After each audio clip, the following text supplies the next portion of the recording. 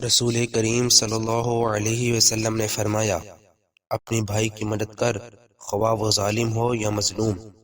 صحابہ رضی اللہ تعالی عنہم نے عرض کیا، یا رسول اللہ صلی اللہ علیہ وسلم، ہم مظلوم کی مدد تو کر سکتے ہیں، لیکن ظالم کی مدد کس طرح کریں؟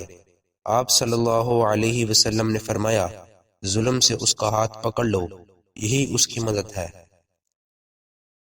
ہمیں نبی کریم صلی اللہ علیہ وسلم نے 7 چیزوں کا حکم فرمایا تھا اور 7 ہی چیزوں سے منع بھی فرمایا تھا۔ جن چیزوں کا حکم فرمایا تھا ان میں سے انہوں نے مریض کی عبادت کرنے، جنازے کے پیچھے چلنے، چھینکنے والے کا جواب دینے، سلام کا جواب دینے، مظلوم کی مدد کرنے، دعوت کرنے والے کی دعوت قبول کرنے اور قسم پوری کرنے کا ذکر ہے۔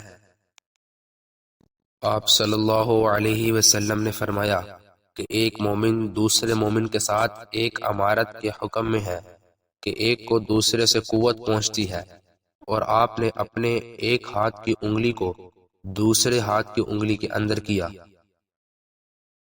نبی کریم صلی اللہ علیہ وسلم نے معاذ رضی اللہ تعالی عنہ کو جب عامل بنا کر یمن بھیجا تو آپ نے انہیں ہدایت فرمائی کہ مظلوم کی بد دعا سے ڈرتے رہنا کہ اس کے اور اللہ کے درمیان کوئی پردہ نہیں ہوتا۔